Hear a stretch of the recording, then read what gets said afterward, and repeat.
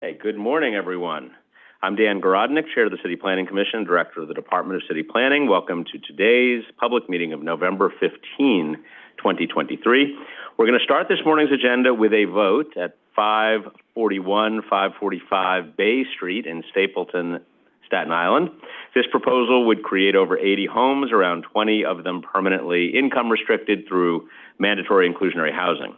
The site would be incorporated into the Bay Street Corridor Special District, which was adopted by the City Council in 2019, and serve as an example of transit-oriented development, as it is across the street from the Stapleton Staten Island Railway stop. Nearby in Silver Lake, Staten Island, we have a vote scheduled for an authorization to facilitate a new curb cut, access stairs, and a retaining wall at 90 Marion Avenue in the Special Hillsides District. We'll begin the public hearing portion of today's agenda with a new residential project in downtown Jamaica, Queens, located at 166-11 91st Avenue.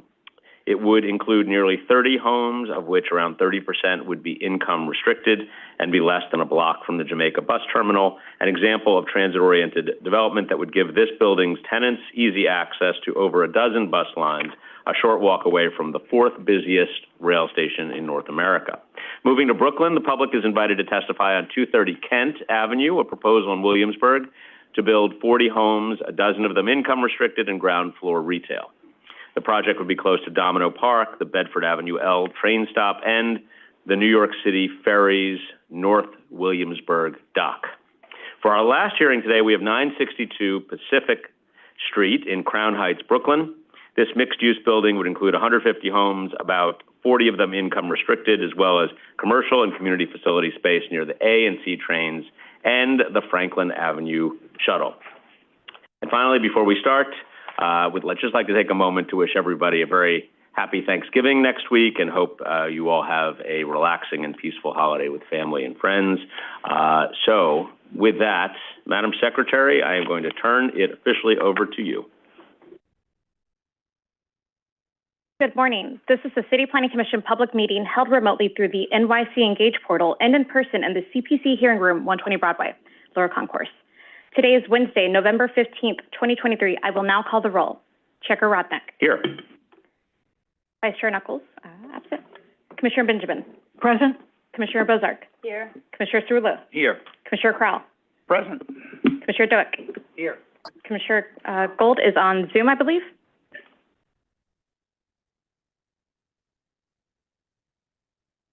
Commissioner Goodrich.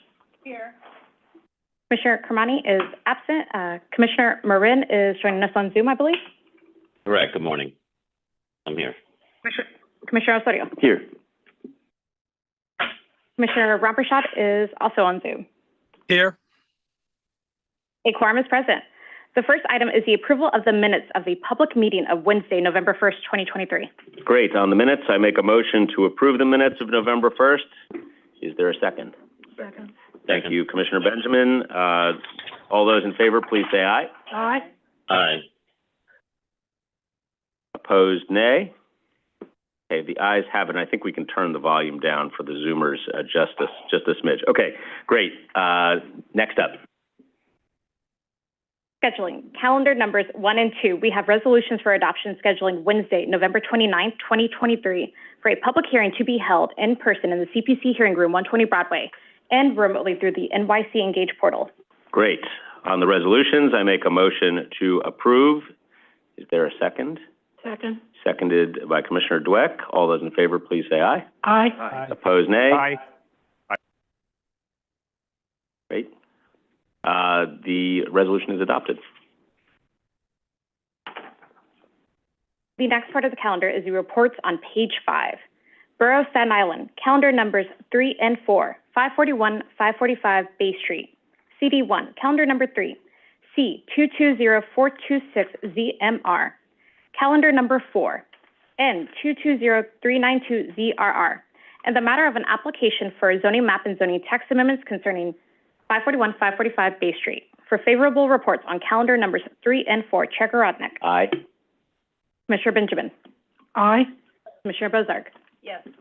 Commissioner Cerullo. Yes. Commissioner Crowell. Yes. Commissioner Dueck. Yes. Commissioner Gold. Yes. Commissioner Goodrich, Yes. Commissioner Marin,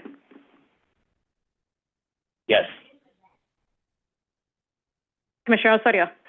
I vote no on this, and I appreciate all the information submitted by the applicant to demonstrate how they plan to use flood logs to mitigate storm surge at the site. But given the vulnerability of this section of the coastal zone, I don't think that we should increase residential density without a neighborhood-wide infrastructure intervention that addresses this more comprehensively. Thank you. Commissioner Ramprashad. Yes. Favorable reports have been adopted on calendar numbers 3 and 4. Borough of Staten Island, calendar number 5, 90 Marion Avenue, CD1, N240017ZAR, in the matter of an application for the grant of an authorization concerning 90 Marion Avenue. For the adoption of calendar number 5, Chair Garodnick, Aye. Commissioner Benjamin, Aye. Commissioner Bozarg, Yes. Commissioner Cerullo, Yes. Commissioner Crowell, Yes. Commissioner Dueck, Commissioner Gold, Yes. Commissioner Goodrich, Good. Oh, yes. Sorry. Commissioner Marin, Yes. Commissioner Osorio, Yes. Commissioner Ramprashad. Yes.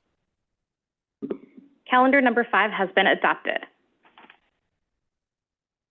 The next part of the calendar is the public hearing section on page 6. Great. Thank you very much, Madam Secretary. We are going to proceed here. If you are a member of the public wishing to testify, you will have 3 minutes. Let us get started with the first items today.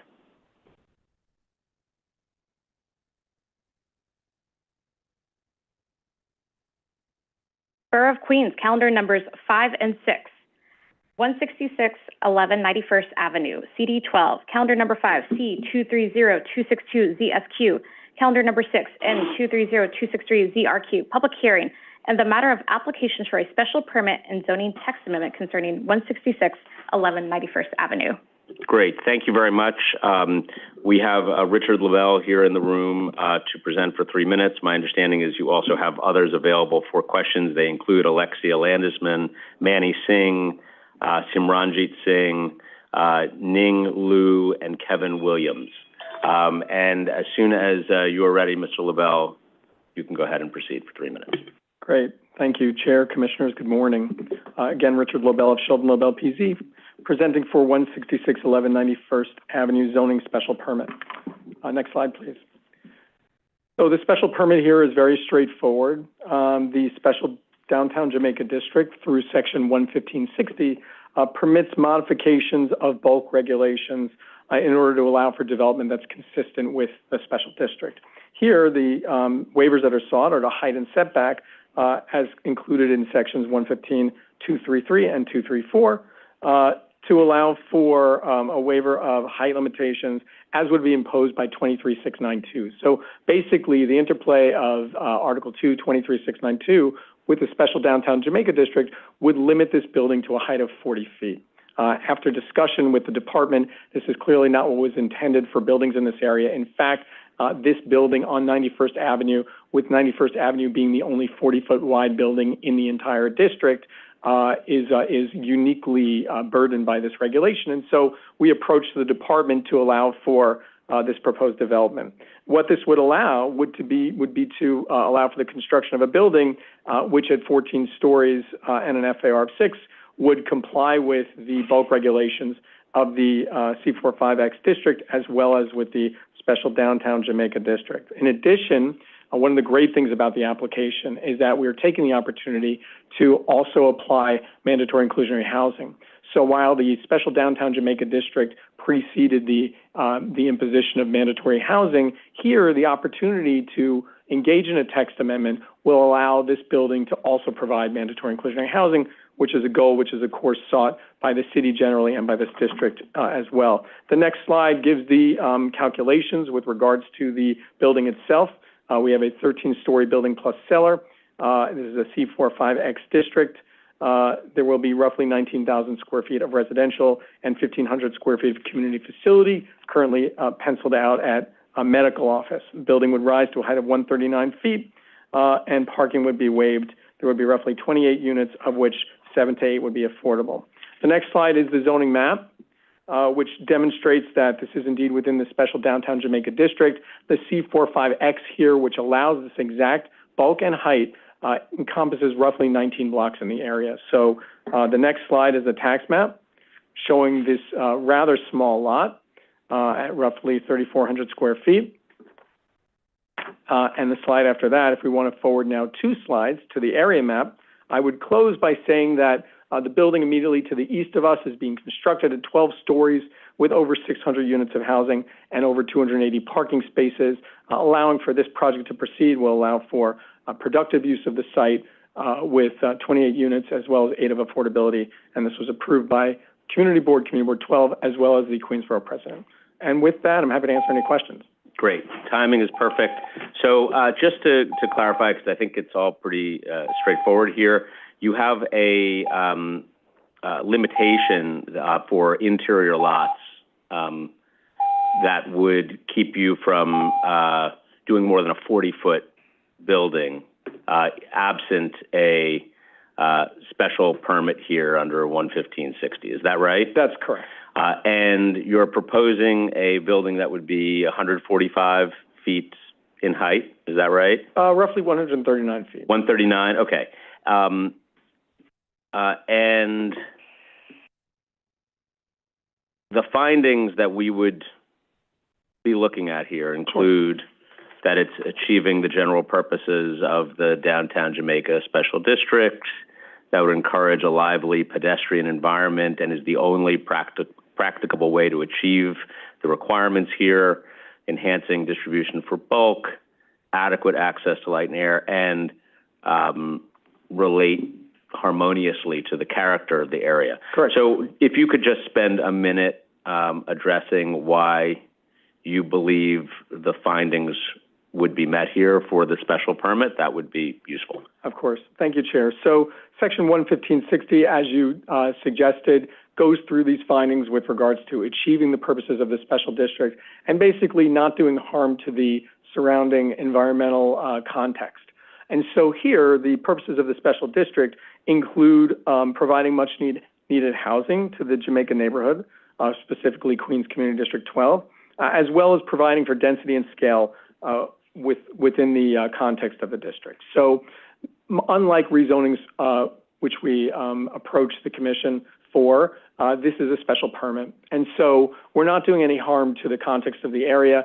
The height and bulk of the building here is the same as would be found on numerous properties within the area of this parcel. As far as light and air is concerned, we are right now next to a construction site which is being developed with a 12-story large building, which I mentioned has over 600 units. So the massing of that building is indeed much greater than anything that this building at a roughly modest lot area could accomplish. And in addition, we're also abiding by the required setbacks of the C45X in terms of setting back after 9 stories in height. So in short, there are a lot of dense commercial buildings in the area. There are a lot of tall residential buildings in the area.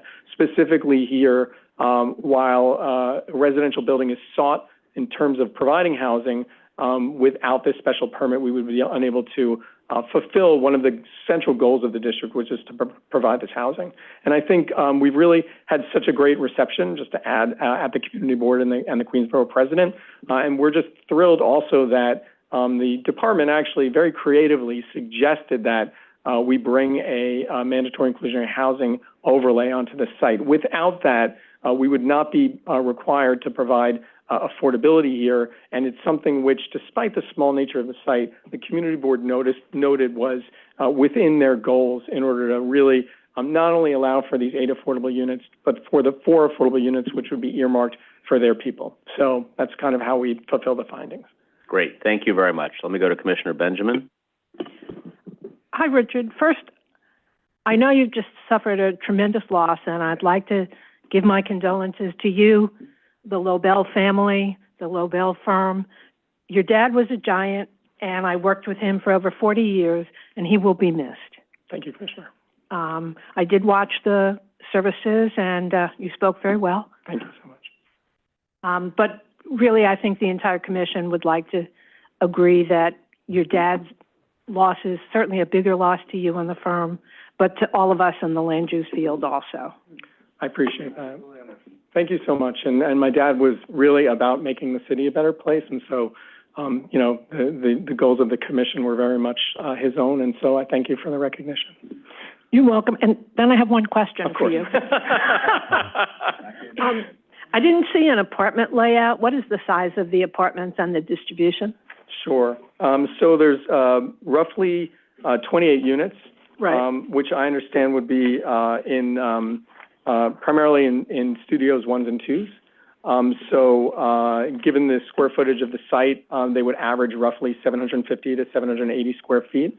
I'm happy to submit a little bit more detail in writing. That would be great. Okay. I'd appreciate it. Thank you. Because I don't want to misspeak, and we have the architect online who can address that on Zoom, but I'm happy You to can just submit the plan for the floors. Excellent. Thanks, Commissioner. Thank you. Okay. Commissioner Rempershad on Zoom. Yes, thank you. Thank you for the presentation. I also like to echo the statements by Commissioner Benjamin. My condolences to you and the family. He was a legend in the field. I just have one quick question, and that's in terms of financing. When do you expect construction to be completed once this process is done? So thank you for the comment, Commissioner Ramachad. The owner here is also is the principal of a construction company. They've been really raring to go for the entirety of the application process. So in all honesty, shortly after receiving the commission's approvals, they would be ready to go into the Department of Buildings. We would intend to be within the ground within 6 months, with construction completed within a year and a half. Okay, thank you. Thank you.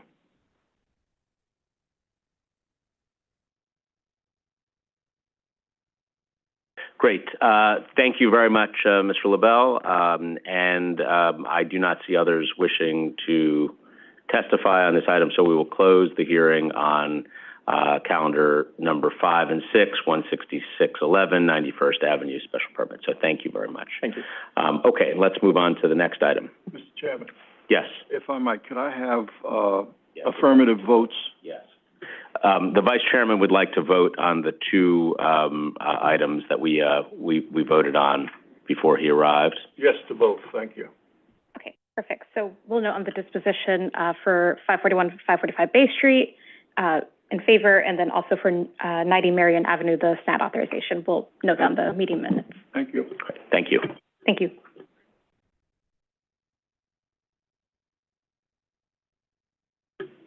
Borough Brooklyn, calendar numbers 7 and 8, 230 Kent Avenue rezoning, CD1, calendar number 7, C230289 ZMK, calendar number 8, N230288 ZRK, public hearing in the matter of applications of a zoning map and zoning text amendments concerning 230 Kent Avenue rezoning. Great. Thank you very much. On behalf of the applicant team, we have Judy Gallant and John McNally. Welcome. Nice to see you. And as soon as you're ready, you can go ahead and get started. Good morning, Judy Gallant from Bryan K. Blayton Paisner, Land Use Council to Kent Riverview LLC, the owner of 230 Kent, which is located in the north side neighborhood of Williamsburg, Brooklyn. I'm joined by John McNally from PHA. This is an application to facilitate the development of an 8-story building containing 40 apartments, 12 of which would be income restricted under MIH Option 2 with ground floor retail.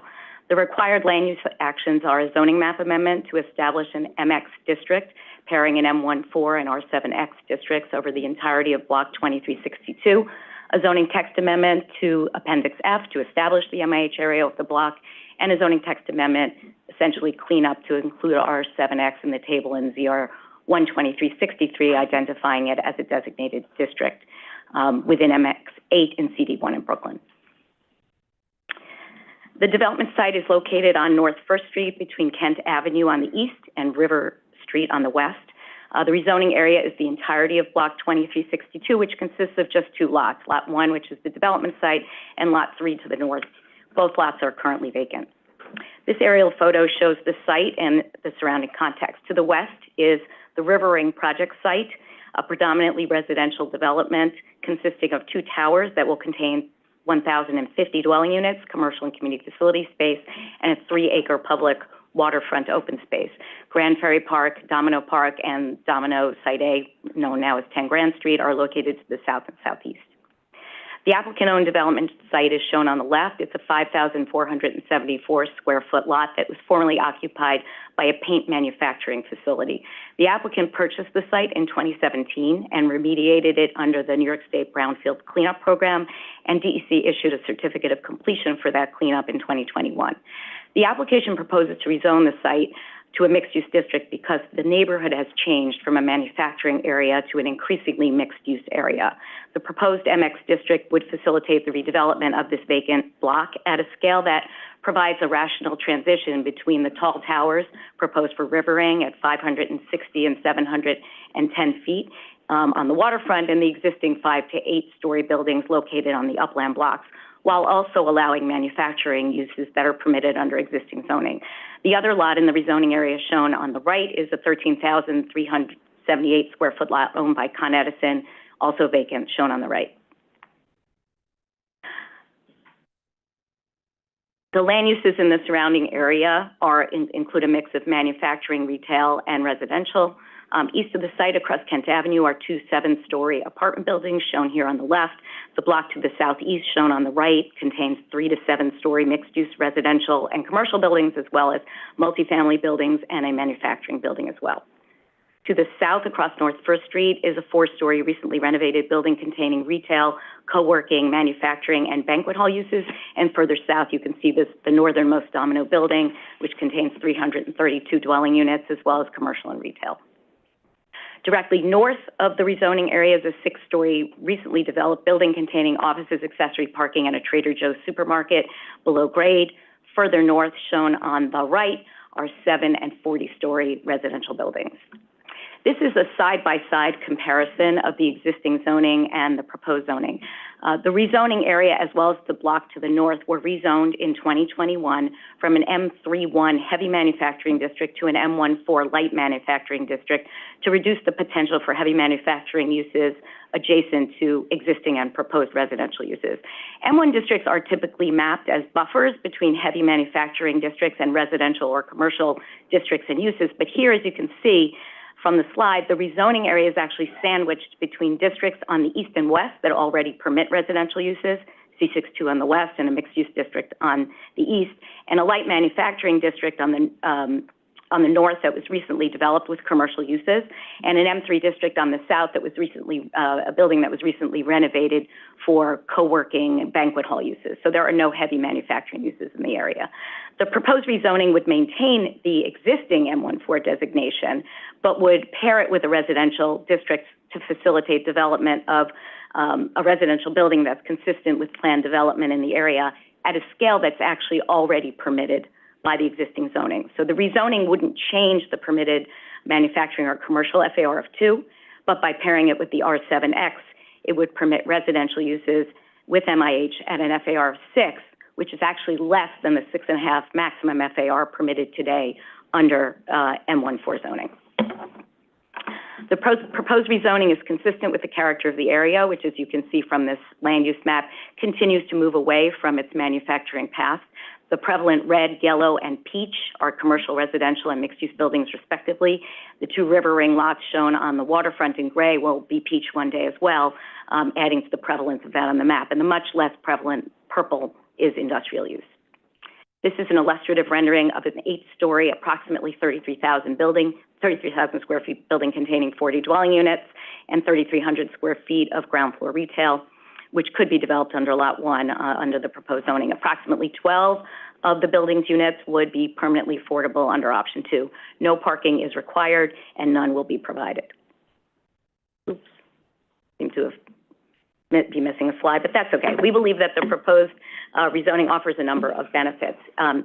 It would not only result in the activation of a lot that's been vacant for 10 years since it was remediated, but it would facilitate development that's more consistent with the existing character of the area than would be possible under the M14 zoning alone. It would also facilitate the development of much-needed housing, including permanently affordable housing, in an area where population is increasing and residential demand is increasing. In addition, the MX district would allow Con Ed to continue to use its site for conforming utility purposes, and it would also allow additional community facility site uses than are allowed today under the M14 zoning, such as schools, which are needed to serve the growing residential population in the area. John McNally will continue. Good morning. My name is John McNally. I'm a planner at Philip Abib & Associates. Our office prepared the environmental assessment statement for this application. During both the certification review session and Monday's review session, Commissioner Osorio raised questions about nearby construction of river ring, future potential flooding at the development site, and neighborhood infrastructure. And I'd like to quickly address some of these points. The project's consistency with the NYC WRP is evaluated on a site-specific basis. The WRP consistency assessment does not make any assumptions about the completion of river rings in water structures breakwaters when estimating future potential flooding at the development site. The assessment used the current P-firm flood zones and future projected floodplains in the 2020s, 2050s, 2080s, and 2100s. Based on these projections, the 100-year flood elevation would not reach the ground floor of the proposed development until at least the 2080s, which would only occur with 90th percentile sea level rise. By the 2100s, it is more likely that the 100-year flood elevation would reach the proposed development's ground floor. The building would be designed to resist hydrostatic pressure.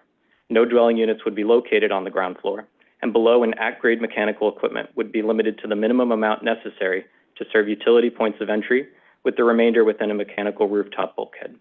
This flood risk is far enough into the future that the applicant could explore retrofitting options at a later date if necessary, based on the actual sea level rise conditions. In terms of water and sewer infrastructure, the EAS concluded that the proposed development would not have the potential to result in any significant adverse impacts to water and sewer infrastructure. A detailed analysis was not required as the project did not exceed the seeker analysis threshold of 400 dwelling units or 150,000 square feet of non-residential floor area. I should note that connecting to the city's sewer system requires approval from DEP as part of the building permit process. The applicant would be required to file a site connection proposal for approval from DEP to tie into the sewer system. In order to obtain this connection permit from DEP, the applicant would be required to demonstrate that the existing system could handle the increased flows from the proposed development. This concludes our presentation, and we're happy to answer any questions. Great. Thank you very much. I'm sure there will be questions. I'm going to kick it off before I go to Commissioner Gold. Just the history of the site. So this particular site was, well, the area was rezoned in 2005, but this site was not part of that. Can you just share a little bit about the history as to why, and your understanding as to why it was not included as part of the rezoning at that time? In 2005, as well as today, Con Ed owns the lot to the north. It's a small block, and the lot one, the development site, was a paint manufacturing facility. So I assume that that was the rationale, that there were uses on the site or potential uses on the site that were fine under the M3 and perhaps needed the M3 given what Con Ed might have been planning for the site.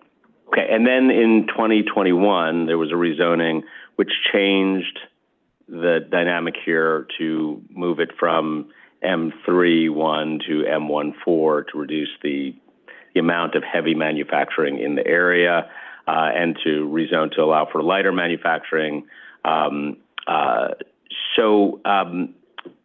Just, you mentioned in your testimony, the site just to the north.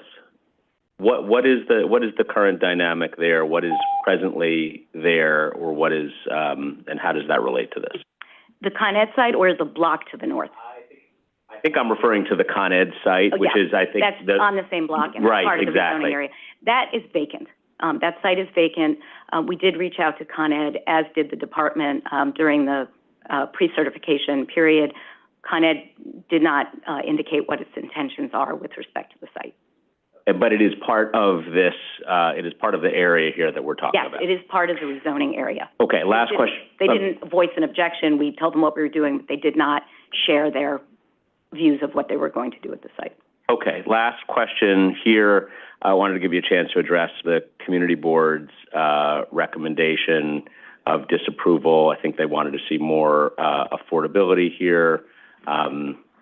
Just wanted to give you a chance to address. The applicant is, let me state what it was. We have proposed option 2, which would be 30% of the residential floor area affordable to those making an average of 80% of AMI. The community board has adopted a policy of always requesting more than is required under MIH. We understand that. In this case, the land use committee, which didn't have a quorum the evening that we presented, had a consensus recommendation that the applicant provide 35% of affordable at 60% of AMI. The full board adopted a portion of that recommendation, which was that the applicant should provide 35%, but didn't adopt the 60% of AMI. The applicant is open to providing more affordable housing, but is in the process of determining whether that's feasible. It is a small lot, and it also is carrying the cost of an environmental remediation that costs between $7 and $8 million. So the applicant wants to do what it can, but trying to figure out what is actually feasible. Great. Thank you very much. Commissioner Gold? Hi, thanks for your presentation. Just a question. It's a little bit of a follow-up on one of the community board issues, but it's really something that sort of jumped out at me as I looked at it. When we think about a project of this size, it seems like the first 2 floors, I guess about 3,300 square feet, will be held for commercial. Can you just talk a little bit about the thinking? What do we think goes in there? And then, more broadly, you're providing, in my view, a terrific service of adding additional residential. Has the applicant thought about looking at uses where, maybe there's either no retail or a floor less retail, let's say? And, I know it's a small floor plan, clearly, but just, curious about the thinking there. Yeah. So the proposal is for 3,300 square feet of retail, so it's one story. At the community board, there was some discussion of what kind of a tenant the applicant would get in there, what the community would like to see. The one thing I remember definitively is a hardware store. So there's some call for local convenience retail in the area as the residential nature of this area grows. More and more of that kind of convenience retail is there. The applicant is open to anything. Obviously, in this market, you have to be open to anything. The borough president, one of the borough president's conditions, his recommendation came out after your review session, was that we have a manufacturing tenant on the ground floor. And while we're certainly open to any kind of tenant, we don't think it's likely that a manufacturing tenant would want the space, but we're certainly open to that. And we have reached out to Evergreen about the rezoning. Evergreen didn't object. They didn't request that we commit to a manufacturing tenant on the ground floor, but we're certainly happy to reach out and work with them to find tenants. Sure. And I guess the other thing I'd mention is I know in that community board, in that area, basically they often defer. I think the council person has a view that it should be more than sort of the minimum on MIH, and so understand fully the 60% and 35% may be an overreach, especially given the remediation that you mentioned. But, perhaps there is a medium of, basically, if one went to making up a number, 32.5%, that's one more unit. And then, it's not sort of at the floor. So yes. Just food for thought. And Thank you. The applicant is absolutely considering. Perfect. Thanks. Commissioner Serio? Thank you, Chair. Thank you for the presentation, and thanks so much for addressing some of my questions. I appreciate that. On the question or in the discussion regarding the flood mitigation infrastructure interventions, I understand your response. I do feel that because you have a neighbor that is going to significantly change the infrastructure systems, more than one in this part of the district, I think that the project should reflect that. But I understand your response, and I think that it's a fair response. Another quick follow-up on the EAS. The EAS concludes that there are, and you alluded to the hazardous substances findings and so forth.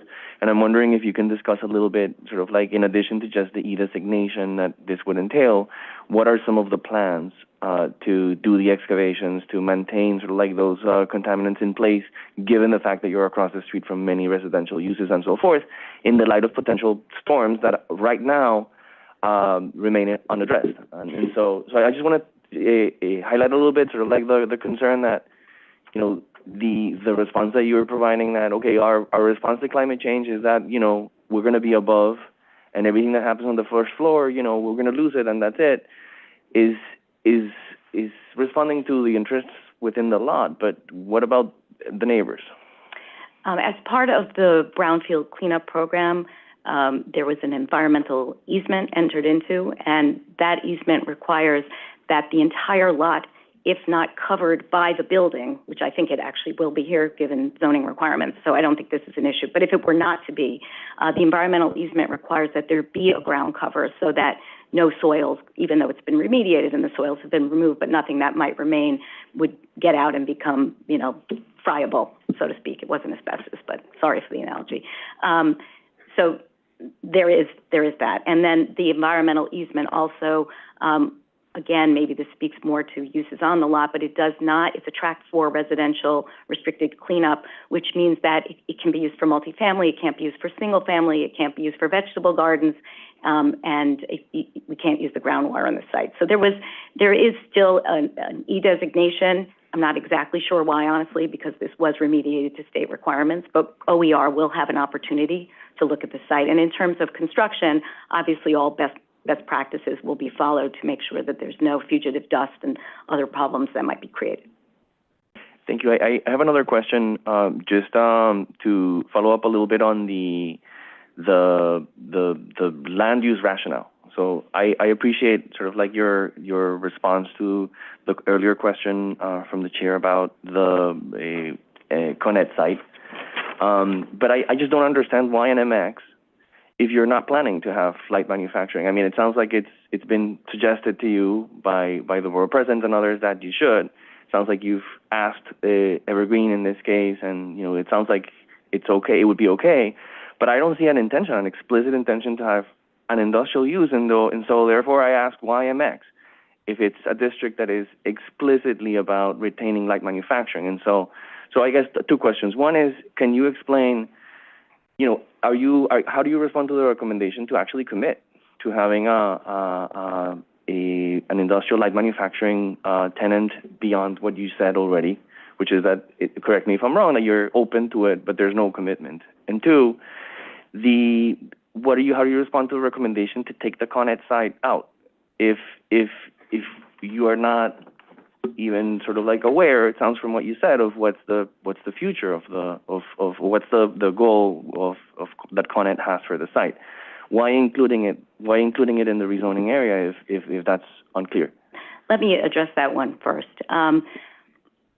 First, how we got to including the Con Ed site.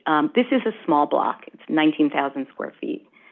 We believe that there is a strong land use rationale for rezoning the entire block by essentially pulling the MX district that is located to the east over to the west to cover the whole block, rather than rezoning just our site, which is a small site. There could be claims of spot zoning. We believe there would be a strong land use rationale for just rezoning our site, and I can get to that in a minute, but our application and proposal was to rezone the whole site. The reason that we chose MX is because Con Ed does own that site. We're cognizant of that fact. Con Ed does not, or at least has not shared publicly its intentions with respect to the site. So we wanted to make sure that the site could be used for conforming utility purposes. And the MX accomplishes that. For instance, you know, an electrical utility substation, if we had rezoned the site to something else, a residential district or a commercial district, electrical utility substations in those districts are only allowed as of right on lots of less than 10,000 square feet. This lot is 13,000 and change. So that would not be an as of right use. We needed an M zone to allow electric utility substation to be as of right on the Con Ed site. So that is essentially where this came from. And we believe that there really is a strong land use rationale. When you look at the map, and the map being the expression of the city's comprehensive plan, we believe that the MX makes sense here. Thank you. I appreciate, you know, you addressing the question. It just seems that this is one of those communities where, since the 197A plan, they had a very clear vision of what this waterfront should look like. And to sort of use an MX designation that is supposed to actually sort of like mean light manufacturing on the ground in the project site, it sounds like this further sort of like undermines what the community has been fighting for here. I mean, I think the MX district, and I'll leave this to the planners, and I know this is a broader conversation that you want to engage in, it's an opportunity to have both uses on a given site and provide certain relaxations and also certain requirements to enable that to happen. But it's not a requirement. And, given the land use plan, as evidenced by the map here, we do believe it makes sense to have an MX district here. Great. Thank you, Commissioner.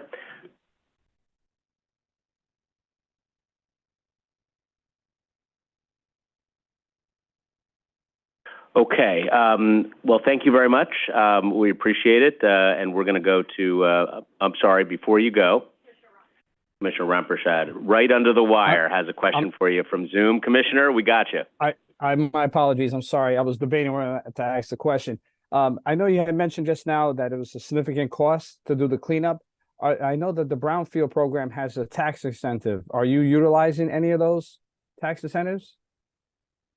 There are limited tax incentives. I'm not an expert in this, and I can get back to you in writing if need be, but the site preparation credit is not available. There is some other smaller credit that is being used. Okay. Thank you. Thank you, Chair. Sure thing, Commissioner. Thank you. With that, we appreciate your time and energy today, and we're going to go to a member of the public who's wishing to testify and who I believe is in the room. So we're going to call up Austin Ferd.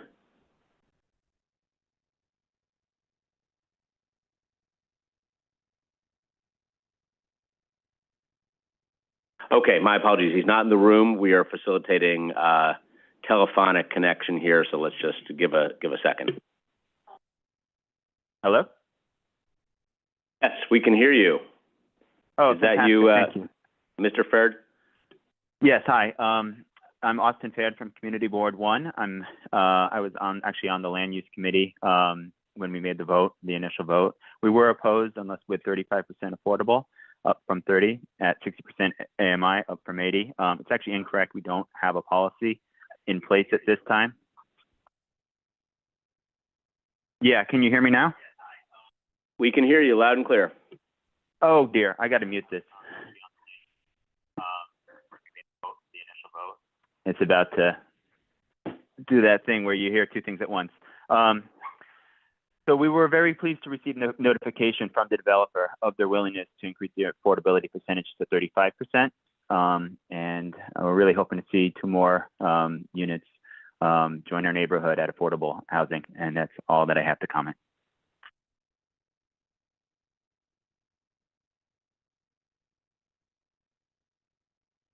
Great.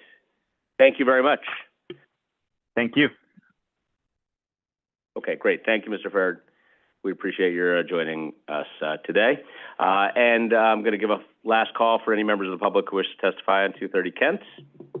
Seeing none, we will close the hearing on this item, and we will open the hearing on the last item of the day. Madam Secretary. For Brooklyn, calendar numbers 9, 10, and 11. 962 Pacific Street rezoning, CD8. Calendar number 9, C230157ZMK. Calendar number 10, N230158 ZRK. Calendar number 11, C230159ZSK. Public hearing in the matter of applications for zoning map and zoning text amendments and special permit concerning 962 Pacific Street rezoning. Great, welcome. Let's see, we have, give me 1 second here. We have, on behalf of the applicant team, I know we have Mr. LaBelle here.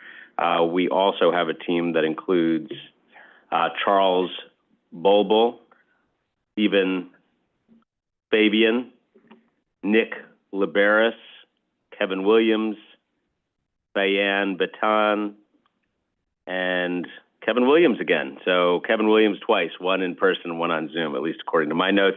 But we know that's not physically possible, at least here. So Mr. LaBelle, I will turn it to you to straighten it all out and get started with the presentation. Excellent. Thank you, Chair, Commissioners. Richard LaBelle of Sheldon LaBelle, and I'm joined by Nick Liberis, the project architect. I believe that Stephen of Evergreen is in the room, and then there are other applicant team members who are on Zoom and are available for questions.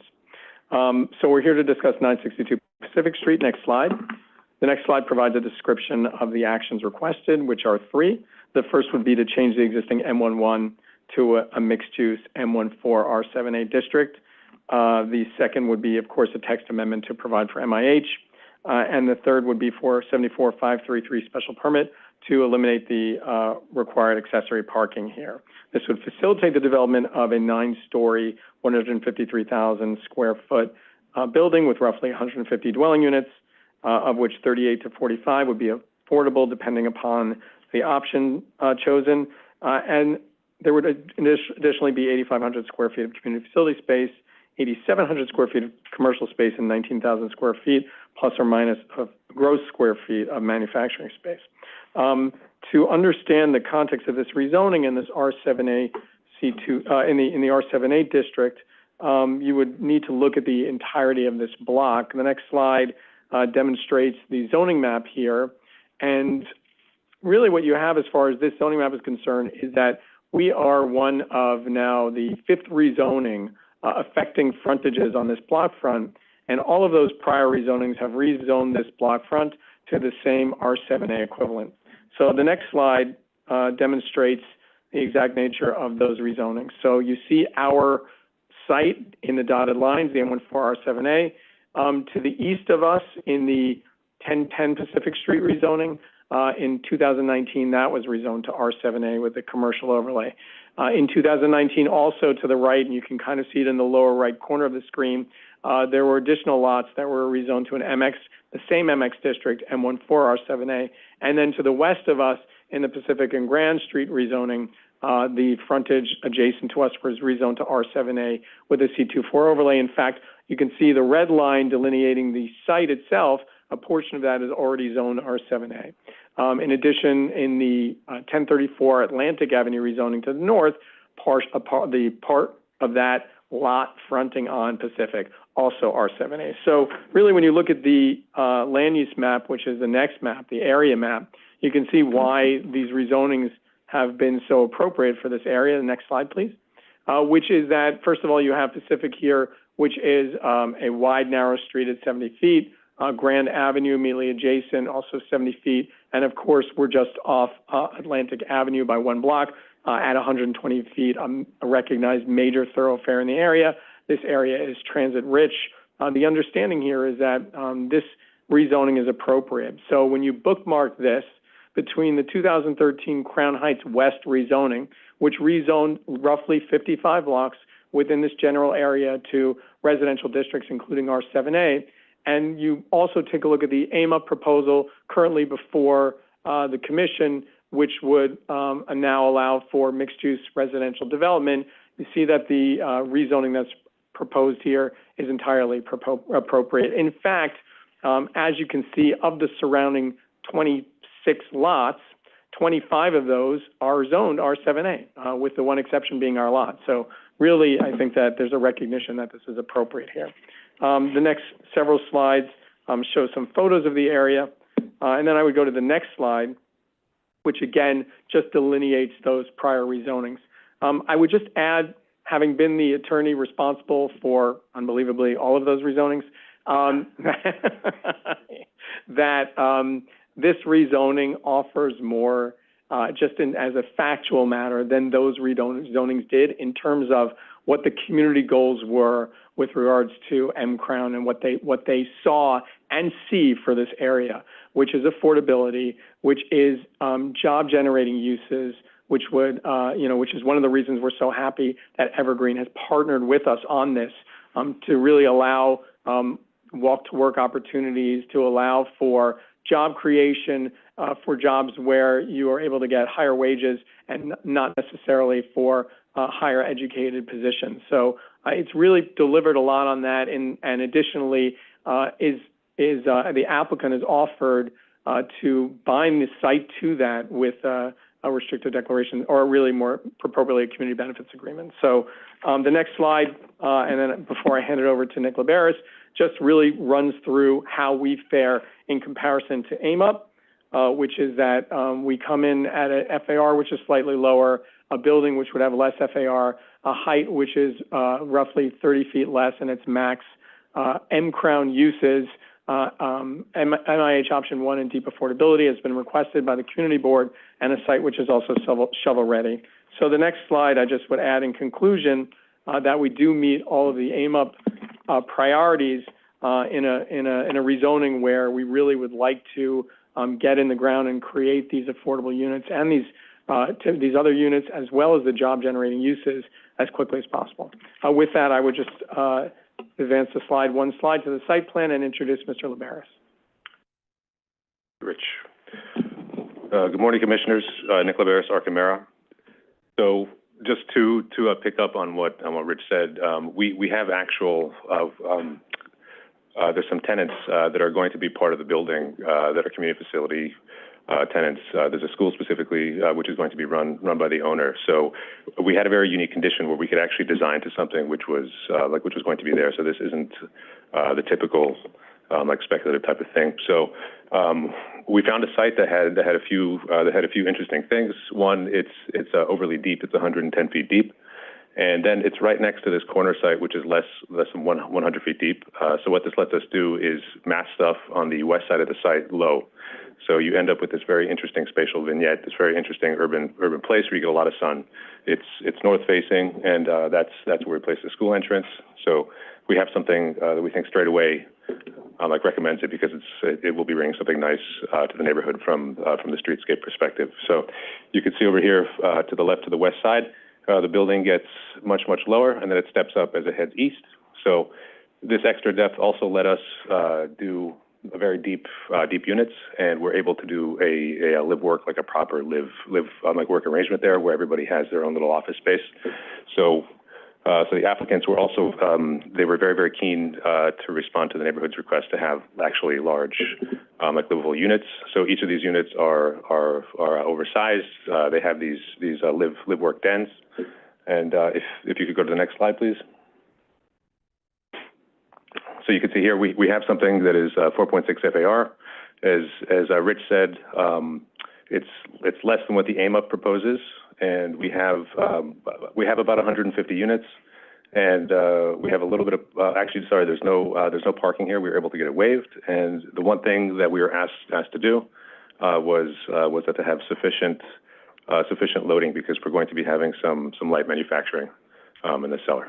So with that, I'm going to kick it back to Rich. Thank you. So just to conclude the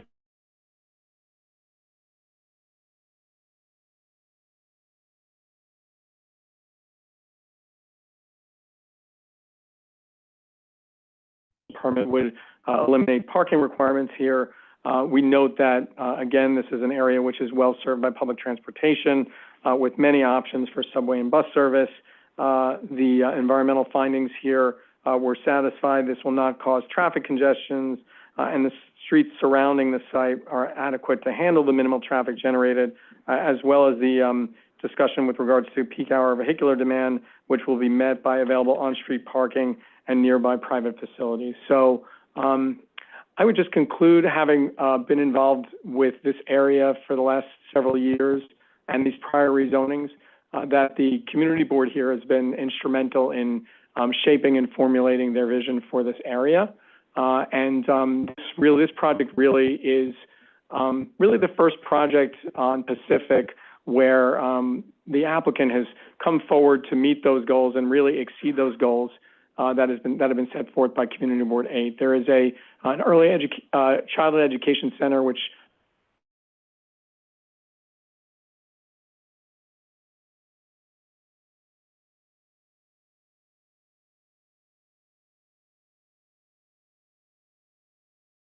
through the nature of this development. So I think with that, Nick and I, as well as the applicant team online, is happy to answer any questions.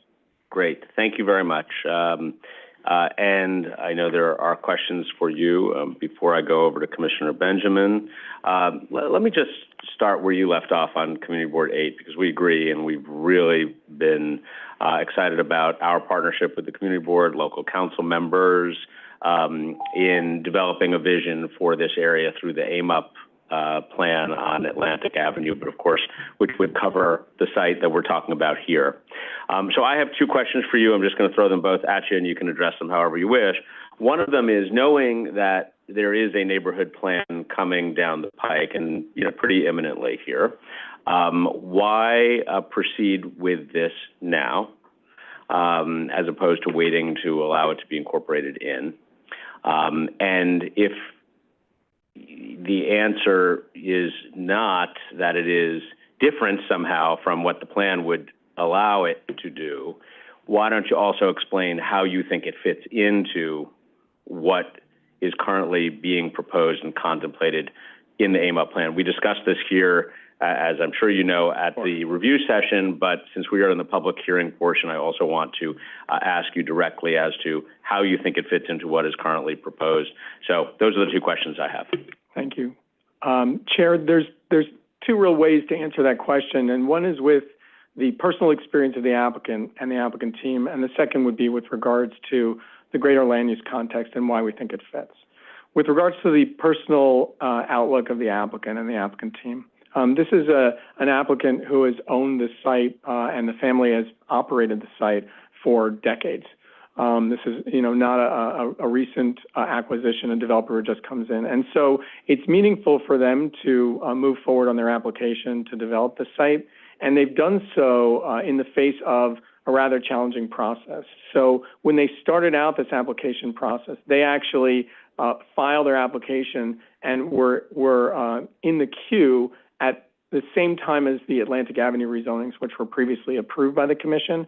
And the department at that time asked them to wait to sit back to see how things played out. And so the applicants themselves have waited, years and years and years for this application to come to fruition.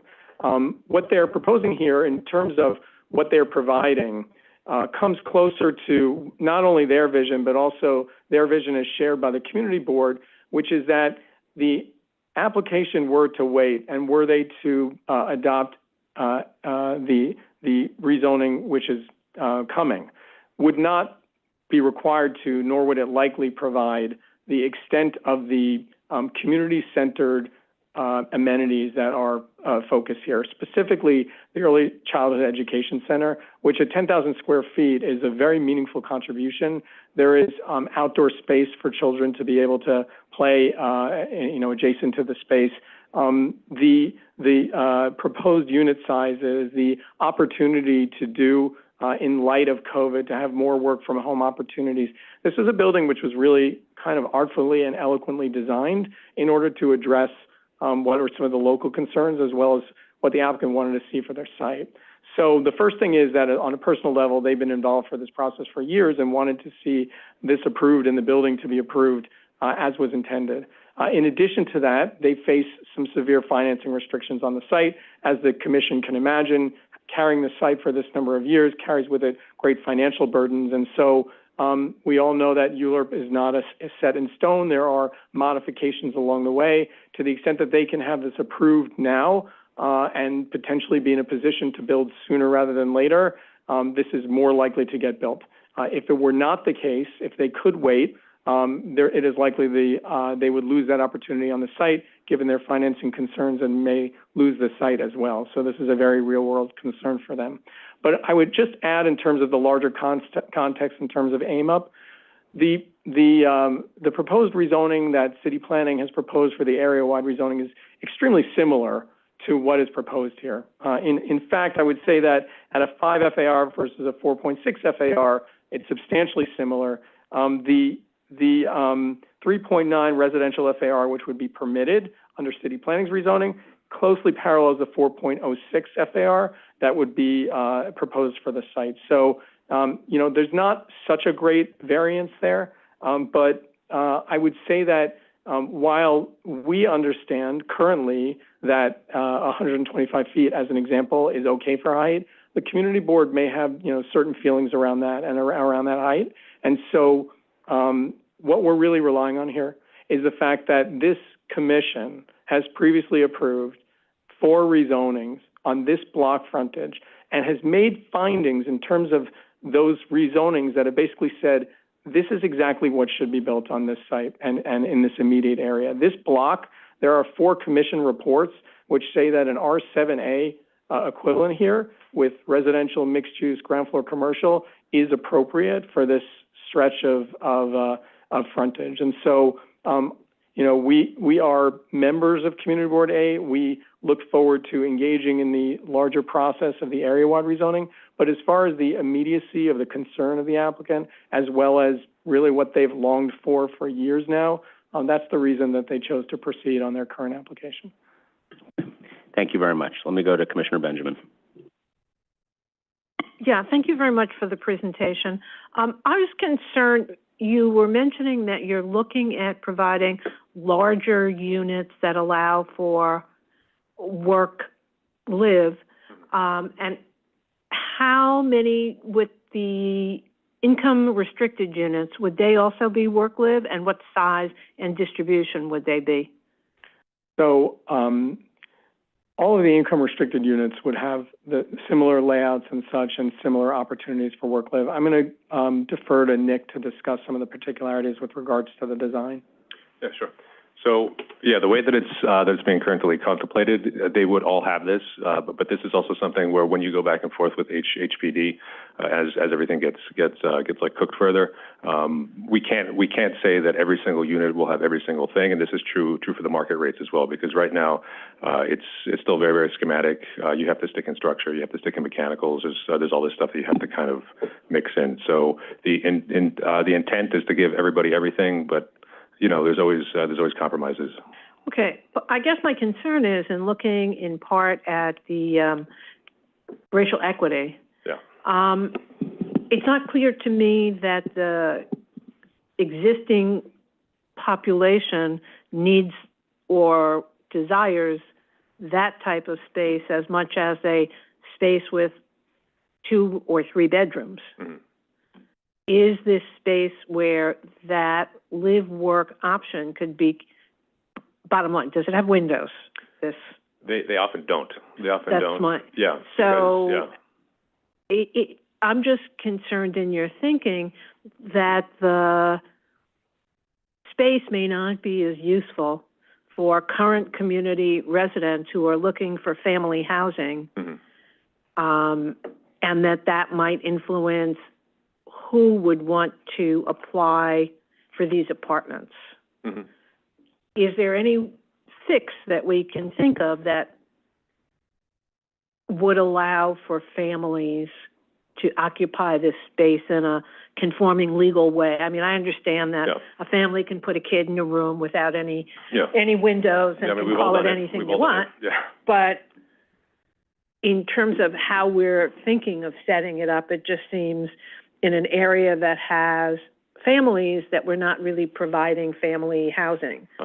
Well, it's the right question to ask, I think, but I think it's too focused on like a single site, you know. So this is basically what's in response to this site, which is overly deep, you know. So I think when you look at it in the context of AIM Up and all this other stuff going on, I think that opportunity exists neighborhood-wide, but I think to have one single building, you know, respond to this when its site really doesn't recommend this, I think it could be tough. That's not to say that it can't be done. You know, there'll be further considerations, I think, as this thing develops, because these things are always they're always schematic at this stage. It's not like this isn't like an actual building. You know, this is something which could be. You know, there's some ideas in there that could get translated into something that actually gets built. But you know, I'm sure that they will consider it as it moves forward. Because I note that the community board voted to disapprove this, and was that part of their thinking at all, that these weren't? It was, well, so as a technical matter, the vote was a deny unless, which is something that Community Board 8 has used before on prior applications that we've had before them, most specifically for 870 to 888 and 1034 to 1042 Atlantic most recently. So there was a discussion there around this, and the fact that they, you know, that to the extent that there needed to be modifications to come closer to, you know, to increasing unit sizes, they get that. The bottom line is this was a proposal which was very attractive, and certain times we'll get discussions from community boards that they want to make sure that all the units are patterned the same way, so that there's no segregation between the affordability and the market rate. Having said that, as Nick said, understanding that this is ULURP and it is schematic, I think that there is some flexibility and there would be some flexibility in design moving forward. And I understand because you have 110-foot depth, you have an issue because you can't get more apartments because you have to have windows. Yeah. So then you're having to find space. I guess you could make the corridors really, really big, which doesn't seem... Yeah, it doesn't help anybody. Yeah. Right. So I understand you're trying your best to configure apartments with a use when they're deeper than a residential design would usually look for. Yeah. But I'm troubled that it would seem that these apartments may apply or may respond to newer community members as opposed to existing community members who may be looking for affordable apartments, given the lack of affordability in this community at this point. Okay. Yeah, just one more thing to consider. So we were asked to take out studios, and we were asked to minimize the 1 beds. So it's skewed already towards these larger units, and that's also something which increases the difficulty too. Because if you have the smaller units, then you can pack more in, and you can kind of average this stuff up, and you have some more flexibility for the larger units. But because we have the preponderance of these 2 and 3 beds, it just makes it difficult. So since every single 1, 2, and 3 has this. The thought is that it is New York City. We've all put kids in the back part of the space, built something within the loft. Okay, and so if you could also give us the distribution of the apartments, the 1, 2, 3s, how many of each type goes for the market rate and for the affordable? Okay, I think and what that layout looks like. I didn't see that in the package. Yeah, no problem. It's in here actually. Can you advance the slide? If you have the slide number, we can pull it back up. Here's the number. Okay, so we have 61 beds, we have 82 2s, and 9 3s. And the slide number, I'm not sure because there's no page number on this. It looks like this. Okay, we'll pull the presentation back up on that screen. Okay.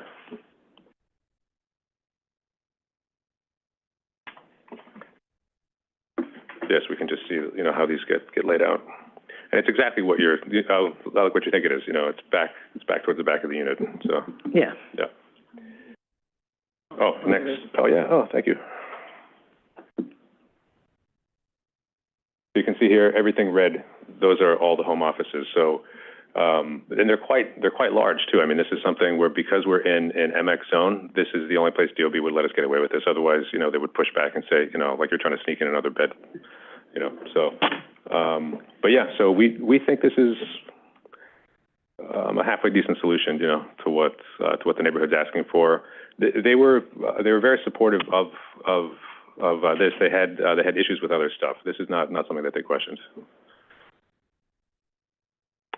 So. Okay, I'm going to have to think about this, and maybe we can talk about it a little more. You understand my concern. Of course, yeah. And what size? The square footage of the 2 bedrooms and the square footage of the 3 bedrooms? They're very large. 2 beds are about 1050 average, and the 3 beds are not on this floor. The 3 beds, I think, are about 1,300 square feet average. That is very generous. They're huge, yeah. Okay, I may have to withdraw my objections because I think the 2 and 3s are quite large, and the percentage of them is much greater than we generally see. Yeah. But thank you. Yeah, sure. We recognize the withdrawal of your objection. Thank you, Commissioner. Commissioner Osorio? Thank you, Chair. Thanks so much for the presentation. And I wanted to start by saying that I really appreciate the quality of the design of the building and the detailedness of how you've been trying to respond to all of the different requests and expectations. I wanted to build a little bit on Commissioner Benjamin's initial questions. throughout the recent community meetings, which include AMUP, but are not limited to that, I've heard a community that is very concerned with the constant threat for indirect displacement.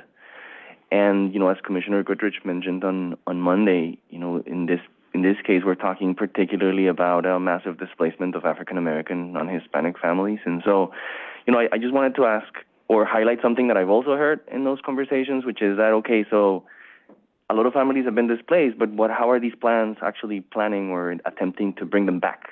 And so I'm wondering, if you don't have to respond to that now, I would love to see if you have something that you can offer to the community that is really concerned about this. But my questions are really about economic development. So as much as, of course, this is about affordable housing, I appreciate all the effort and the work to try to accommodate the employment opportunities and to increase local economic development. And so what I'm wondering is, and given the fact that this is an MX, I want to know, and also I also want to highlight what the department said on Monday, which is that you are open to a binding agreement. I want to understand, how do we define binding here? What are some of the guarantees? And also thanks so much for what you shared in terms of the financial landscape here. But what are some of the guarantees that you can offer to make sure that this actually results in what we're talking about? And so specifically, I want to know, how do you respond to the recommendation to enter a binding agreement, or specifically a restrictive declaration in terms of the proposed manufacturing floor area? That's the first one. 2, how is it going to work, actual manufacturing in that building with the school and the residential uses? I would love to understand, how are you anticipating potential conflicts there? And just in general, what are the type of services that you're planning to provide in the facilities to support these businesses? Sure. Thank you for the question. I think the best way to look at it is to look at the history of the area, these rezonings, and the nature of the commitments made by developers there. So when you look back in 2019 at 1010 and 1050 Pacific, the developers did not enter into any binding agreement, no restricted declaration, no community benefits agreement. And so after the site at 1010 Pacific Street was sold, the community realized that they might want something a little bit more meaningful in terms of the commitments made by applicants. This is all in the context of city planning and the fact that, indeed, the commission is typically agnostic to restricted declarations and binding agreements, given the fact that this was a prevalent mode of operations by the commission in prior years in the 70s and 80s, but at some point it was determined that either the land use rationale made sense or it didn't, and it shouldn't rely on some sort of binding commitment to do that. So while restrictive declarations are part of the commission's purview in terms of a special permit where conditions are specifically need to be bound to the site, in terms of just a plain rezoning, they didn't do so. Having said that, after 1010 Pacific Street, the next rezoning on this block frontage was the Pacific and Grand Street rezoning.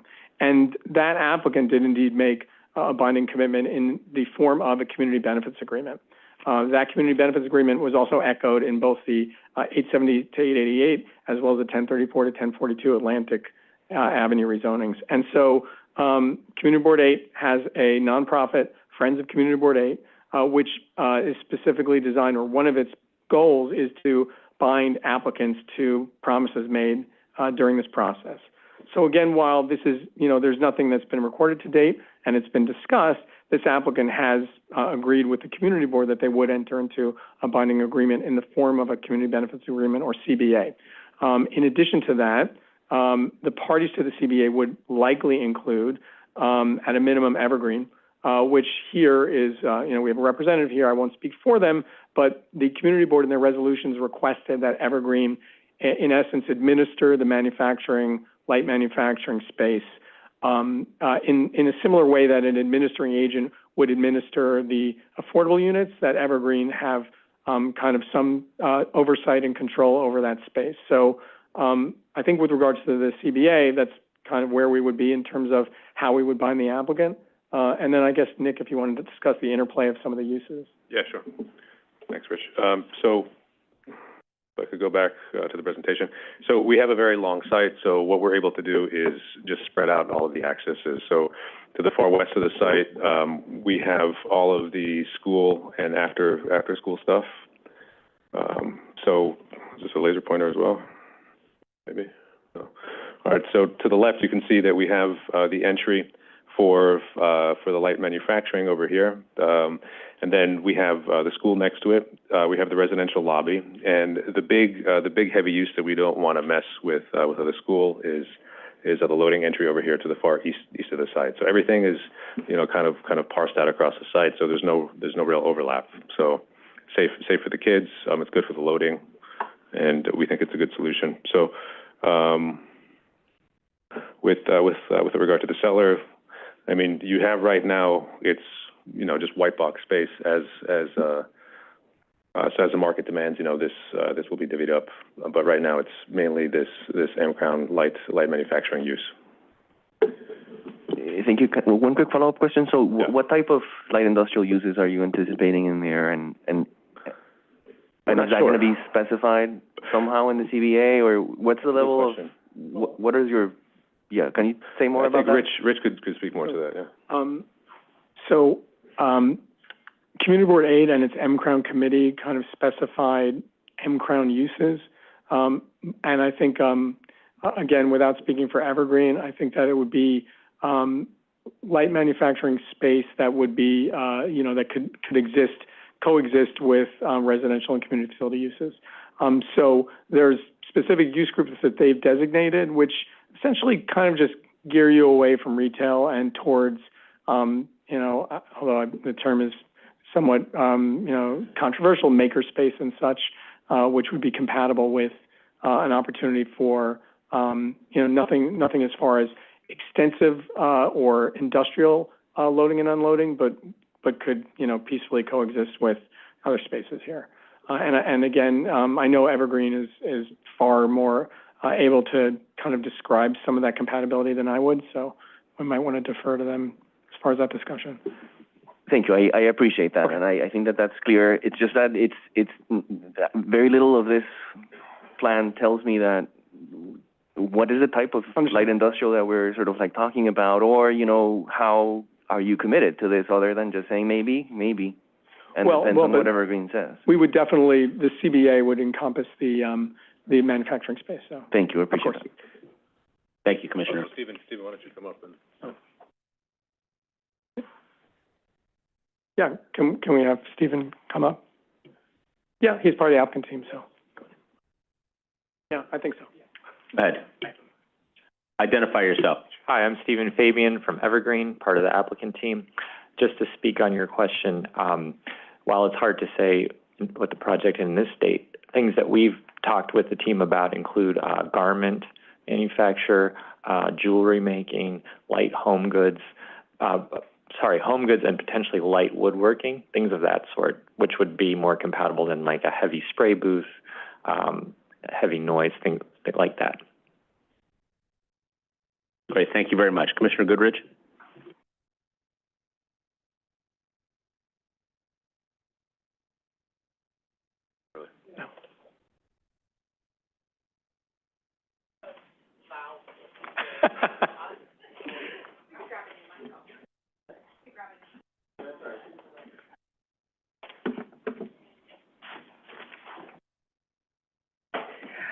Well, now I feel like I have to make it long. I actually live in this area, and I know it really well. And so I wanted to continue the questioning mainly about the affordability. One of the main concerns, as I had mentioned on Monday and was already discussed here, is not only the actual rent itself, but, looking at the AMI. A lot of times AMI is medium or high income, and it doesn't actually do anything for the people in the area. So I wanted to, ask you what your plans and how flexible you were in adding the more deep affordability. For me, obviously, the 32%, I have an overall issue with the 32%, which, is another topic. But what was your response to the community board's recommendation to adding in deep affordability? And then I also wanted to know what your thoughts were on their recommendation to, well, I'll ask my other questions, but let's start there. Sure. So the unfortunate thing for the applicant here is that of the 25 surrounding lots that were rezoned to R7A, none of them were required to provide greater than MIH. And none of the community board resolutions in that regard require them to provide greater than MIH. And so all of them were approved at option 1 and option 2 at 25% to 30%. When the community board looked at the Atlantic Avenue rezonings, which were qualitatively, of a different nature than the Pacific Street rezonings. The Pacific Street rezonings were all, between 2019 and 2020, were all at R7A or in some case an R7D equivalent. Once they went to Atlantic Avenue, the things changed. And the community board resolutions, the M-Crown resolutions, which were produced in 2015 by the community board, by Community Board 8, by their M-Crown committee, contemplated FARs on Pacific Street that were close to 4. The applicants were providing, as is here, a 4.6.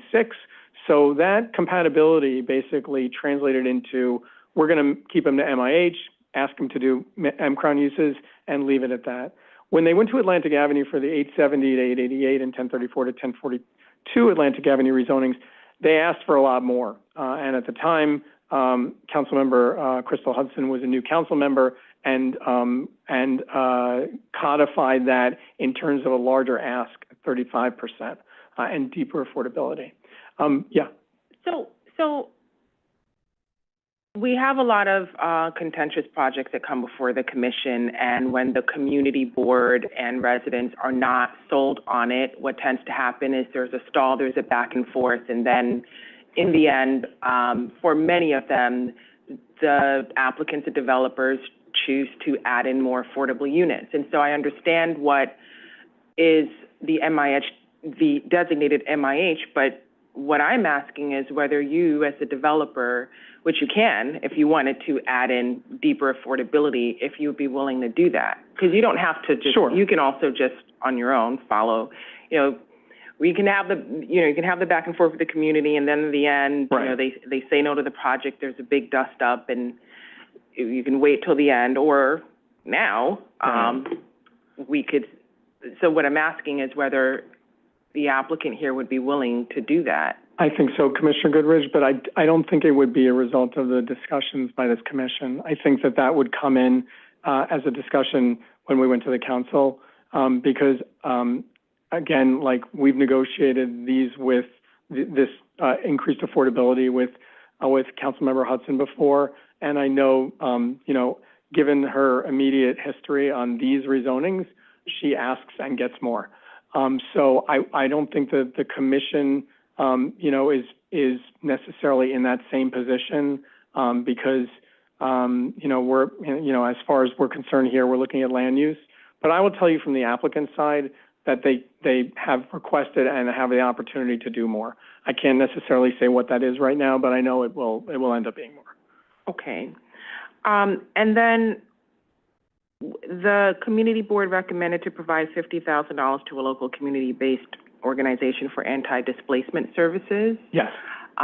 What is the applicant thinking on that? The applicant is happy to do it. The applicant here, having been involved for years in this process, and again, just on my personal experience being a representative for applicants for the last 20 years, they like to solve their own problems. I think that the 10,000 square foot early childhood education center is an example of that. And I also think that the opportunity to give money to a local nonprofit like Impact, like FAC, to work on anti-displacement issues is something that they themselves have been, on board with. So yes. Okay. All right. Thank you. Thanks, Commissioner.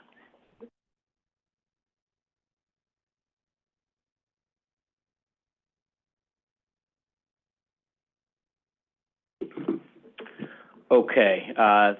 Thank you very much. With that, we're going to move to members of the public who wish to testify on calendar number 9 to 11. So thank you, gentlemen.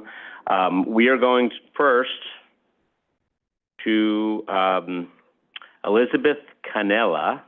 on Zoom. So we're going to get you set up, and when you're ready, you have 3 minutes. Commissioners. Can you guys hear me? Good morning. Good morning. Loud and clear. Perfect. Thanks for having me. So my name is Elizabeth Canella, born and raised in Brooklyn. It's between Sunset Park and Fort Greene. Have a young child right now and wish I could live closer to where I grew up, where my mother is. So I'm here in support of the project and have been following the project for some time now, as they were talking through to the community board. I work on a project nearby at 1057 Atlantic, and I feel like the Pacific project has really been doing all of the right things in the programming, early childhood education, and like manufacturing. This is sort of what we've wanted in this area. So here in support. Great, thank you very much. Okay, we're going to move on. Thank you very much, Ms. Canella. Moving on to Peter Tulloch, to be followed by Carmelo Piazza, both on Zoom.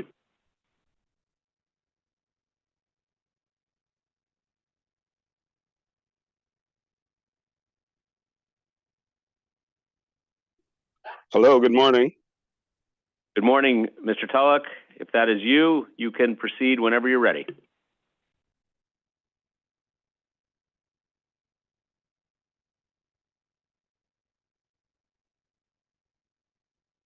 Hello, can you hear me? Okay. Yes, we can hear you now. Okay, for some reason, give me 1 second here because I'm having a bit of a problem hearing you. Okay. Yeah, you can hear me, right? We can hear you clear.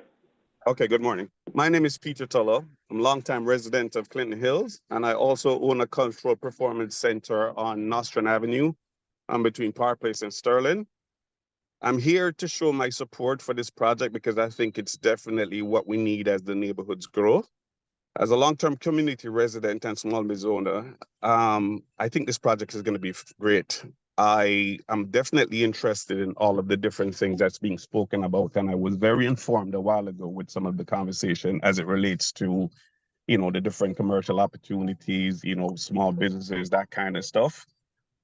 We definitely need more housing, and I think they're doing a lot from what I can see as to try to make that happen. Of course, there's always the consideration that we need more, but I am also aware that it's hard to put that on any one development in trying to get all of that accomplished.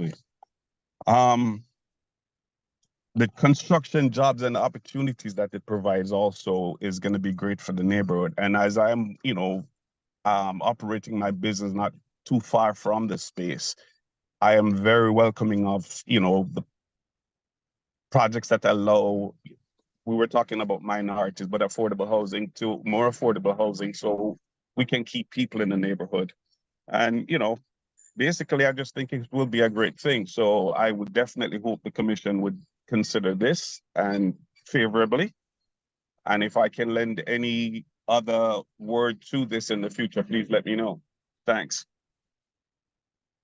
Thank you very much, Mr. Tulloch. And I will note that to the extent that it moves forward from the City Planning Commission, there will be another hearing at the City Council. So that would obviously be another opportunity for you. Thank you very much for joining us today. We're going to move on to Carmelo Piazza on Zoom, followed by Shabazz Stewart.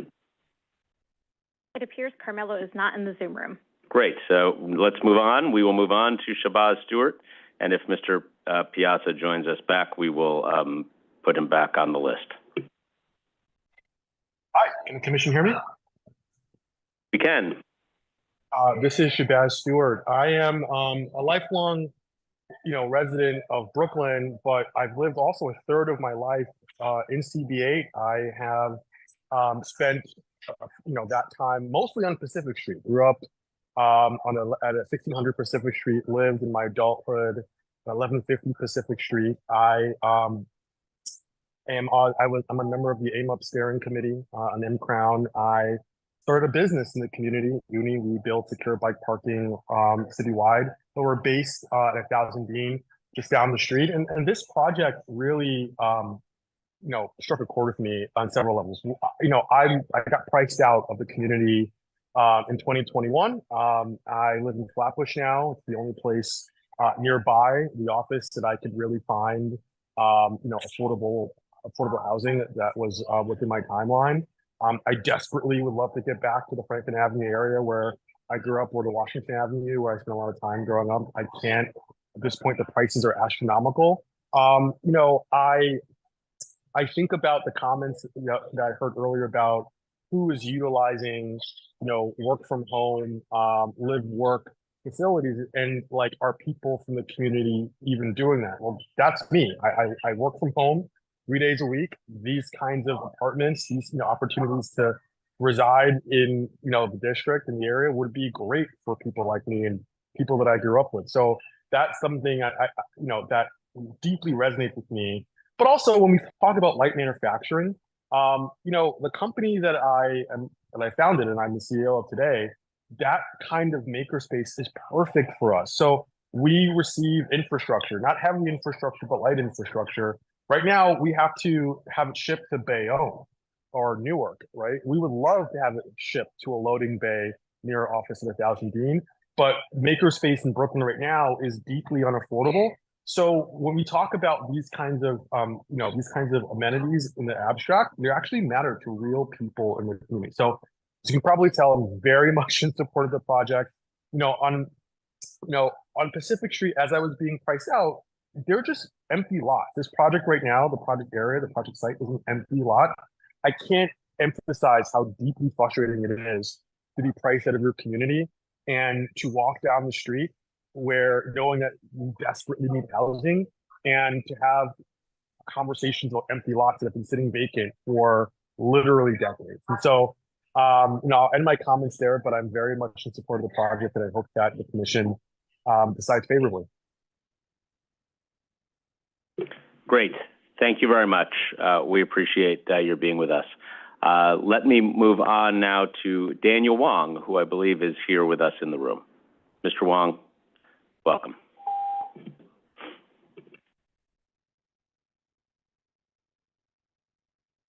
To be followed by Peter Anekwe and Jib Viconi on Zoom. Welcome. Good morning.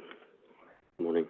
Good morning. My name is Daniel Wong, a proud resident of 1010 Pacific Street. I work at the Community Preservation Corporation, otherwise known as CPC. CPC is a nonprofit lender founded here in New York City in 1974 that specializes in sustainable, affordable housing projects. But today, I'm not here in my professional capacity, but as a local citizen deeply invested in the future of our neighborhood. I am here to express my support for this transformative project at 962 Pacific Street. Living next door to this vacant lot, I've envisioned a development like this, one that not only creates homes, but also nurtures a vibrant community through prioritizing real affordability, building communal spaces, and creating job opportunities. The inclusion of new family-sized apartments and light manufacturing space in this project is commendable. It's a rare blend that promises both comfortable living and economic vibrancy, including retail spaces for our local entrepreneurs. Recognizing Nadine and Bill's longstanding commitment to Crown Heights, their involvement in this project is a testament to their understanding and respect for the community needs. Their local approach counters the typical developer-driven projects that often overlook our unique neighborhood dynamics. Addressing the acute housing affordability crisis, this project commits over a third of its units to affordable housing. With a focus on deep affordability, more than half of these units are specifically aimed at families earning roughly $51,000 a year for a family of three.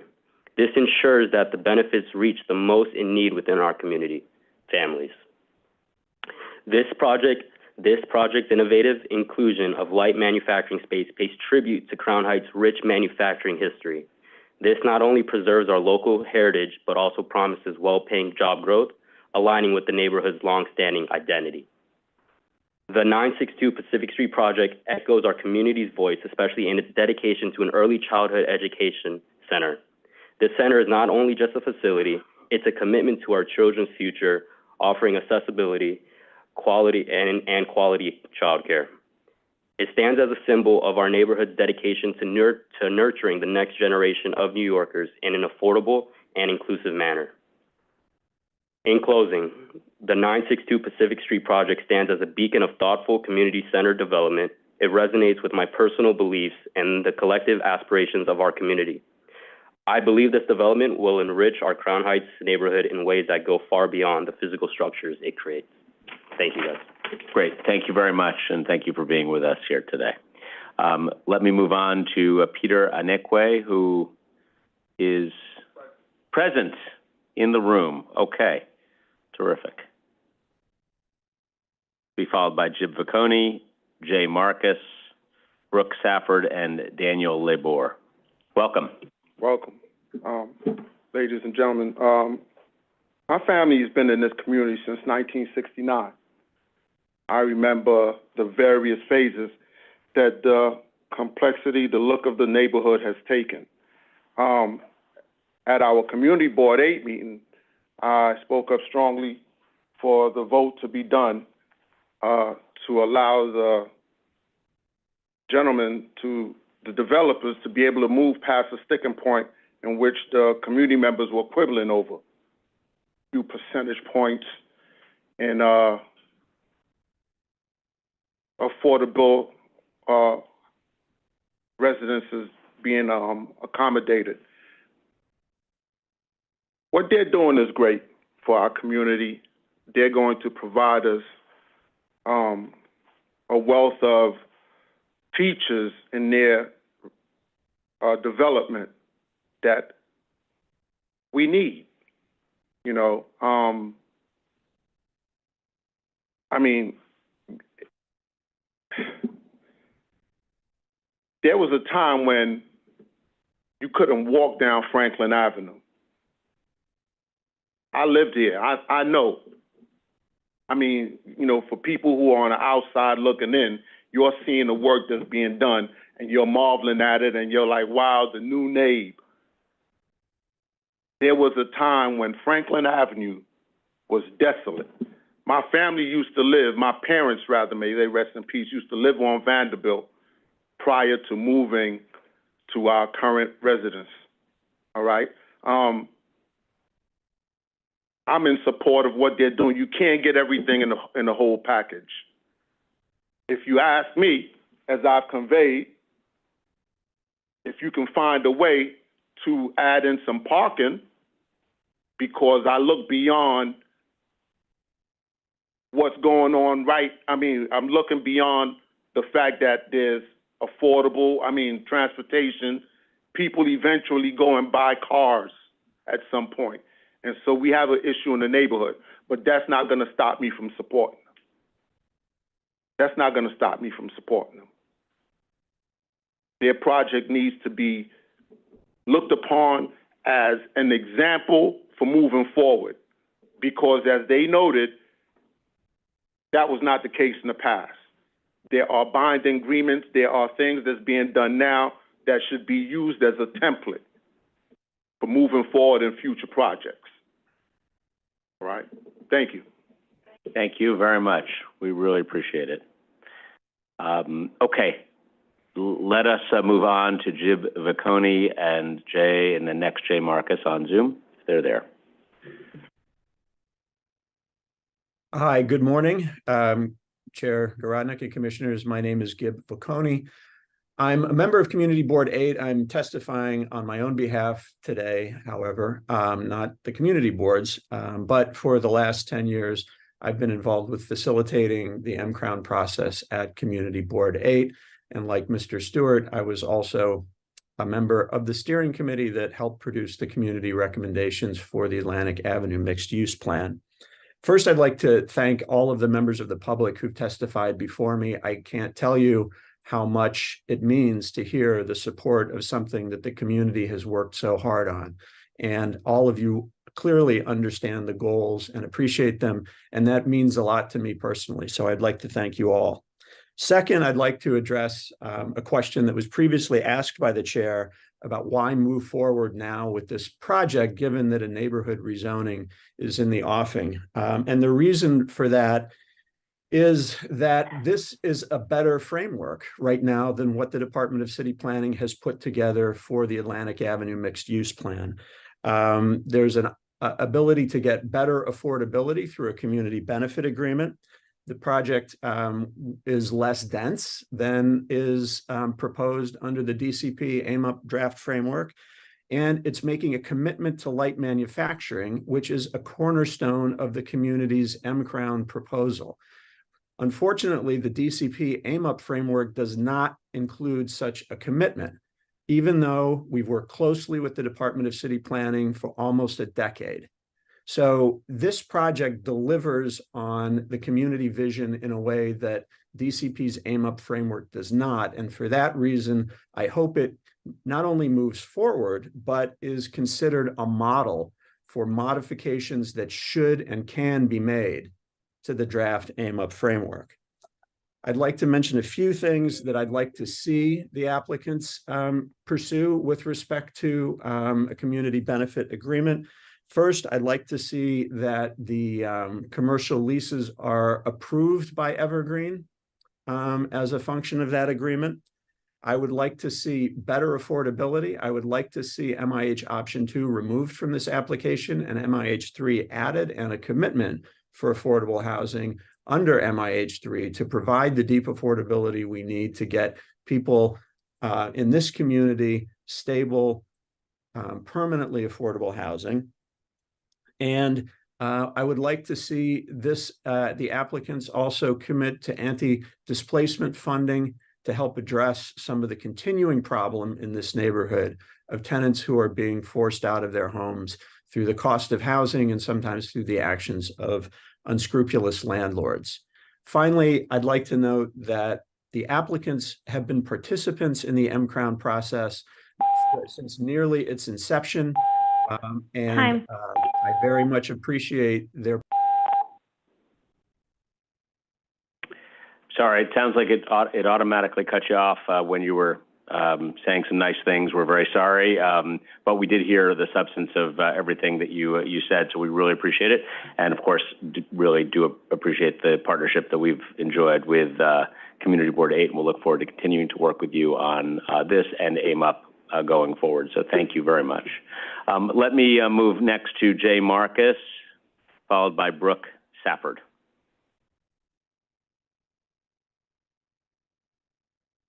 Okay, we can see you, but you need to unmute your microphone. Thank you. I just want to first reiterate a lot of things that Gib mentioned. This really was, in very many ways, a model process for how things can work. The developers been involved going to particularly the land use committee meetings as well as full board meetings for the last 5 to 10 years, and has been receptive to and listened, as you heard, on how their plans altered over time to be responsive to what the community board has requested. I do also feel strongly what Gib mentioned, that this is a model also for having this MX mix with the right use groups, which have been negotiated in 2 of the other CBAs that were alluded to earlier. That this really is a key part of with the original vision that the community board had come up with, I think 5, 6 years ago, very thoughtfully, on having an MX concept. And I do hope that this will be more of the model moving forward, as Gib mentioned, versus what city planning is articulated right now, that there should be a more active, more aggressive MX mix. I do want to, again, I do believe the developer has been extremely responsive to the community on a lot of issues, and this really is a very good model for how to move forward. I do think the CBA agreement is going to be key, as it was in the previous developments that were in this area that predated the rezoning. And I do think that I hope that the City Planning Commission will be able to make sure that more details be articulated in the CBA, be above and beyond what's going to be put in the rezoning. Thank you. Great, thank you very much. Let us move next to Brooke Safford and then Daniel Libor. That's all I have for the moment. So Ms. Safford, before you go, I'll just note that if you are interested in testifying on this item, 962 Pacific Street rezoning, calendar 9 to 11, now is a good time to sign up because we're going to be closing pretty soon. Ms. Safford, welcome. The floor is yours. Thank you. Can you hear me okay? Yes, we can. Okay, great. Hello, my name is Brooke Safford, and I'm very, very excited to be here to support the rezoning of 962 Pacific. I actually both live and work in the area. I'm a resident in Clinton Hill, and I'm a business owner in Prospect Heights. So much of my time is spent in the area, and I feel very, very, very fortunate to be able to be a part of this community. I truly appreciate how this project lends itself to, of course, the affordable housing, while also creating the spaces for the manufacturing, as well as I should say light manufacturing, as well as the well-paying jobs it's creating. Crown Heights has been a long history of manufacturing, and I'm actually a historical preservationist. So I understand the importance of restoring the historical fabric of the neighborhood, and I really commend this project for doing so.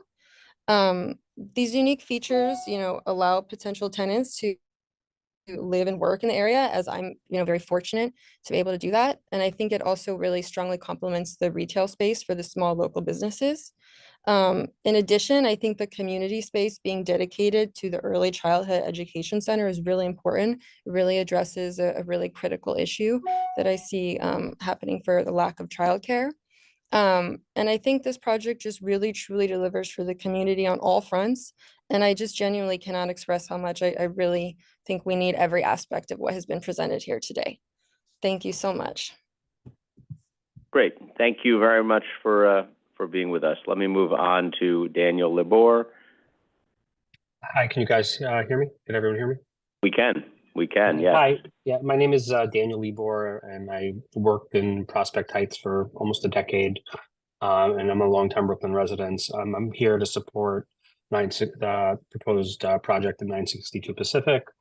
I think we all acknowledge that there's a major housing crisis in the borough, and we need to do as much as we can to create as much housing as we can, and that's housing on all kind of economic spectrums. But I think what's really interesting here is kind of how they're giving a third of their residential units for affordability. And I keep going back to something that someone on the commission kind of said about whether or not they were the people in the deep affordability or in the affordable track would apply for these kind of live work units. And it seems as though, just like we all work remotely, like we're all here testifying via Zoom, which is like pure evidence of like how the world has changed. And I think going forward, this gives people who don't have the space to work remotely a new lifeline into a whole different kind of workforce. And I think they're going to be surprised by how many people will apply to have that dedicated space to work and have a whole new career path, or even if their jobs now have switched to remote, they now have a space and a place to do that. And I think it's going to be a really powerful thing, and I think it's going to be successful, and people are going to follow that. And I pass this lot all the time, and used to be like trucks, and there were guard dogs and all this other stuff. This is when, again, the current ownership like wasn't using it for their own business, but you have these beautiful buildings going around, and just to keep it as an empty lot or keep it as a parking lot it just seems so like wasteful. Especially when we really need to work as a borough to kind of create more housing. And I really urge the commission to do whatever we can to kind of do what's best for the community and make it so that these developers can build this project. And I actually also think it's really nice that it's the long-term landowners who have been involved in this community for a long time that are part of this project. So again, just really wanted to throw my support and for 962 Pacific. Okay, thank you very much. I believe you may end up being the last word on the subject, at least for today. This is a final call for anybody else present or out there in the Zoom universe who wishes to speak on this item? If not, this hearing is closed. So we're closing the hearing on 962 Pacific, calendars 9 to 11. Madam Secretary, is there any other business before the commission today? No, Chair Grodnick, there is no other business before the commission, but I do have some public information to share. For those of you who are unable to or did not wish to testify, you can submit written testimony online by selecting this hearing on the upcoming meetings page of the NYC Engage portal through DCP's website or by mailing your comments to City Planning Commission Calendar Information Office, 120 Broadway, 31st floor, New York, New York, 10271. Great. Well, thank you very much. With appreciation to everybody who came and joined us today. Commissioners, thank you. Very happy Thanksgiving to all of you. And with that, the time is now 11:54 and this public meeting is adjourned.